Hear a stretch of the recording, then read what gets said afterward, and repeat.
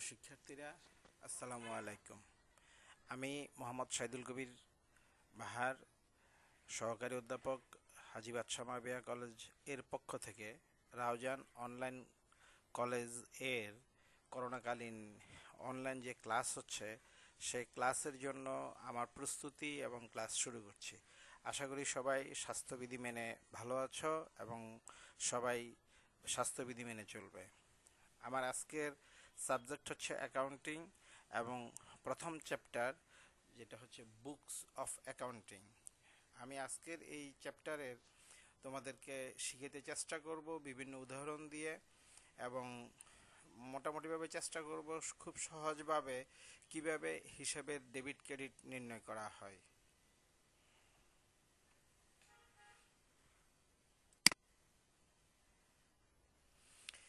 হিসাবের debit credit নির্ণয়ের নিয়ম হচ্ছে দুটি।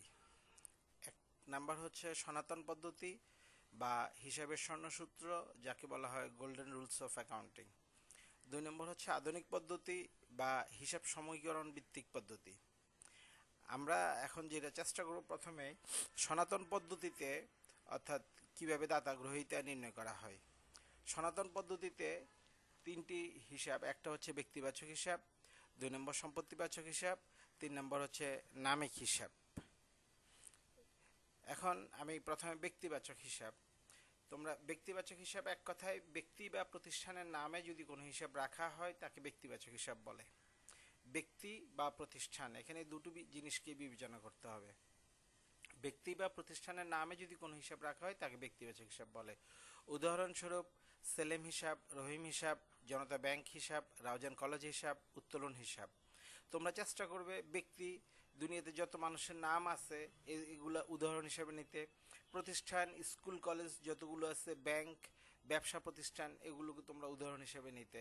আমি এখানে সংক্ষেপে কয়েকটি উল্লেখ করলাম। সম্পত্তিবাচক হিসাব, প্রতিষ্ঠানের সকল প্রকার সম্পত্তির নামের উপর যদি কোনো হিসাব রাখা হয়, সকল প্রকার সম্পত্তি, তাহলে তাকে সম্পত্তিবাচক হিসাব বলে। যেমন নগদান হিসাব, আসবাবপত্র হিসাব, দালানকোঠা হিসাব, যন্ত্রপাতি হিসাব। এরপরে নামিক হিসাব। নামিক হিসাবের আরেকটা নাম হচ্ছে আয় ব্যয় হিসাব। নামিক হিসাব কাকে বলে? যদি প্রতিষ্ঠানের সকল প্রকার খরচ, ক্ষতি, আয়, ব্যয় ইত্যাদির নামের উপর কোনো হিসাব রাখা হয় তাকে নামিক হিসাব বলে। যেমন এখানে দিলাম বেতন হিসাব, ভাড়া হিসাব, বিজ্ঞাপন হিসাব, বীমা হিসাব, সুদপ্রাপ্তি হিসাব ইত্যাদি। এখন আমি যেটা আলাপ করব, একটু আগে তোমাদের সাথে কথা বলেছিলাম ব্যক্তিবাচক হিসাব কাকে বলে। তুমি সেখানে বলেছি ব্যক্তি বা প্রতিষ্ঠানে দুটো জিনিস। এখন এই ব্যক্তিবাচক হিসাব কখন ডেবিট হবে, কখন ব্যক্তিবাচক হিসাবটা ক্রেডিট হবে। ব্যক্তিবাচক হিসাব সে যদি গ্রহীতা হয় বা গ্রহণকারী হয়, আমি প্রথমে এনশিওর করব ব্যক্তিবাচক হিসাব কিনা। ব্যক্তিবাচক হিসাব যখন হবে তখন আমাকে দেখতে হবে সে গ্রহীতা বা গ্রহণকারী কিনা। যদি গ্রহীতা বা গ্রহণকারী হয় অবশ্যই ডেবিট। আর যদি সে দাতা বা প্রদানকারী হয়, মানে ব্যক্তিবাচক হিসাব, তাহলে প্রথমে এনশিওর করব সেটা ব্যক্তিবাচক হিসাব কিনা। যদি গ্রহণকারী হয় তাহলে ডেবিট, আর দাতা বা প্রদানকারী হয় তাহলে ক্রেডিট। নিচের একটা উদাহরণ দিলাম, যেমন করিমকে প্রদান করা হলো। করিমকে, করিম আমি নিচে আন্ডারলাইন করে দেখালাম করিম, এখানে করিম কে প্রদান করা হলো, করিম গ্রহণ করেছে, এই জন্য করিম হচ্ছে ডেবিট। দ্বিতীয় কথা হচ্ছে সেলিমের কাছ থেকে পাওয়া গেল।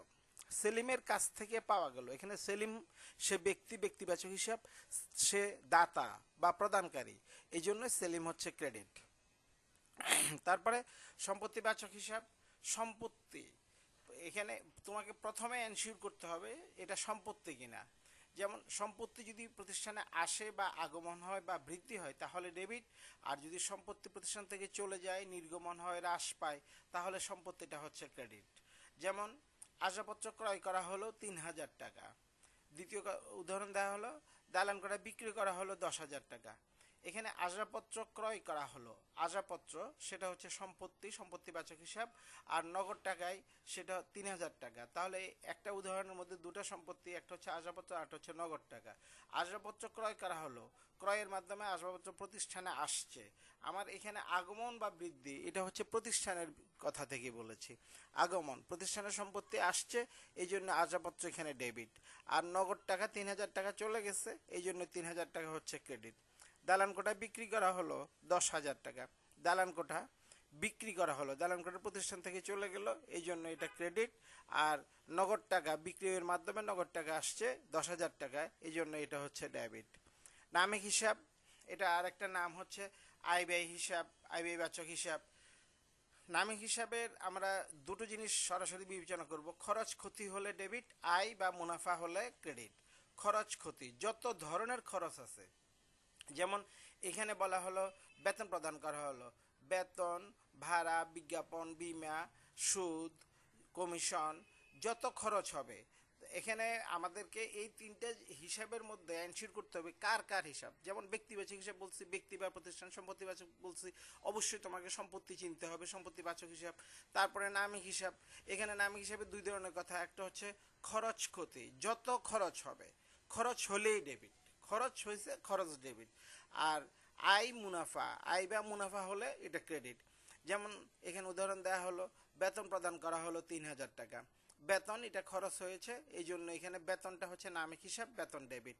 ভাড়া প্রদান করা হলো, ভাড়া পাওয়া গেল, ভাড়া আয় হয়েছে, অন্যান্য কিছু আয় হইতে পারে, সুদ পাওয়া গেল বা অন্য কিছু আয় হইতে পারে, এখানে ভাড়া পাওয়া গেল, এটা আয়, ভাড়া পাওয়া গেল, ভাড়া হিসাব ক্রেডিট।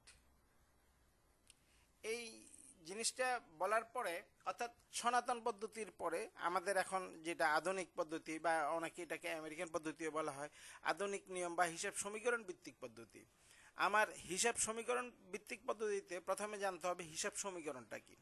আমরা প্রাথমিকভাবে জানি হিসাব সমীকরণ হচ্ছে A equal to L plus P, L plus P. A হচ্ছে অ্যাসেট, এল হচ্ছে লায়াবিলিটিস, আর পি প্রোপ্রাইটরশিপ, প্রোপ্রাইটরশিপ সত্ত্বাধিকারী। Asset, liabilities, প্রোপ্রাইটরশিপ।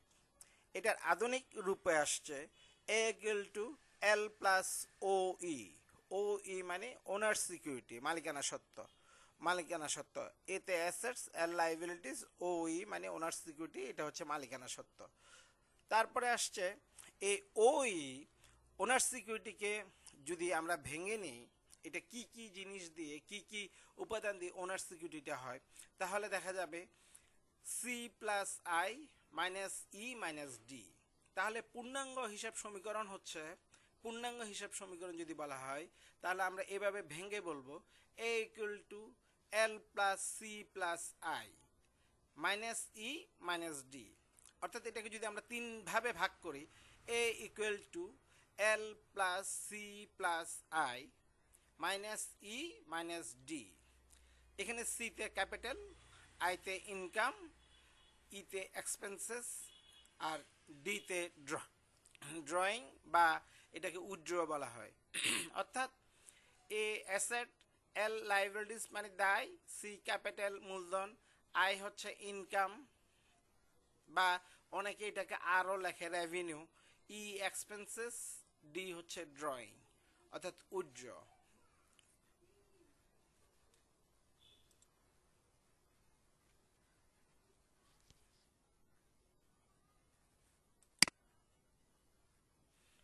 এখন আমি তোমাদেরকে এই পাঁচটা বিষয়ের উপর, অর্থাৎ হিসাব সমীকরণ বোঝার জন্য এই পাঁচটা বিষয় খুব গুরুত্বপূর্ণ। একেবারে বেসিক কনসেপ্টটা এটা জানতে হবে। প্রথম কথা হচ্ছে অ্যাসেট। অ্যাসেট তো সম্পদ, আমরা এর আগে সম্পত্তি বাচক বলেছি, কিন্তু এখন হচ্ছে অ্যাসেটস মানে সম্পদ। আমি কয়েকটা অ্যাসেটের উদাহরণ দিচ্ছি। নগদ, প্রাপ্য হিসাব, ব্যাংক জমা, কলকবজা, আসবাবপত্র, সাপ্লাইজ, মজুদ, এগুলি হচ্ছে সবগুলি সম্পদ। দায়, লায়াবিলিটিস, লায়াবিলিটিস হচ্ছে প্রদেয় হিসাব, প্রদেয় নোট, ঋণ, বকেয়া সংক্রান্ত খরচ, অগ্রিম আয়। ক্যাপিটাল এটা মূলধন, আর এখানে কোনো উদাহরণের দরকার হচ্ছে না। ইনকাম, সেবায়, বাড়াই, সুদ প্রাপ্তি, বিক্রয়, শিক্ষানবিশের সেলামি। এরপরে খরচের মধ্যে বেতন খরচ, ভাড়া খরচ, বিজ্ঞাপন খরচ, বিমা খরচ, ক্রয়। এখন এই যে পাঁচটা বিষয়, তোমরা এই কয়টা উদাহরণ ছাড়াও নিজেরা বাসায় নিজেদের পাঠ্য বই থেকে যদি নিজেকে সমৃদ্ধ করতে হয়, অর্থাৎ হিসাব সমীকরণের বিষয়টা আরও ভালো করে ক্লিয়ার করতে হয়, তাহলে তোমাকে সম্পদের আরও অন্তত 10টা উদাহরণ, দায়ের উদাহরণ, আয়ের উদাহরণ এবং খরচের উদাহরণ তোমাকে তৈরি করতে হবে। অর্থাৎ মোট কথা হচ্ছে, আমরা যদি এই 5টা উদাহরণ ভালো করে বুঝি, তাহলে এটাতে আমার বেনিফিটটা হবে, আমি হিসাব সমীকরণ তত সহজভাবে আমি অঙ্কটা করতে পারবো। আজকের এই ক্লাস করার জন্য তোমাদের সবাইকে ধন্যবাদ জানাচ্ছি, এবং আজকের এই ক্লাসের লেকচারগুলো যদি ভালো করে পড়ো, তাহলে আগামী ক্লাসে আমি এখান থেকেই শুরু করব, এবং আগামী ক্লাসটা তোমার বুঝতে খুব সুবিধা হবে। সবাইকে ক্লাস করার জন্য এবং আমাকে সহযোগিতা করার জন্য ধন্যবাদ।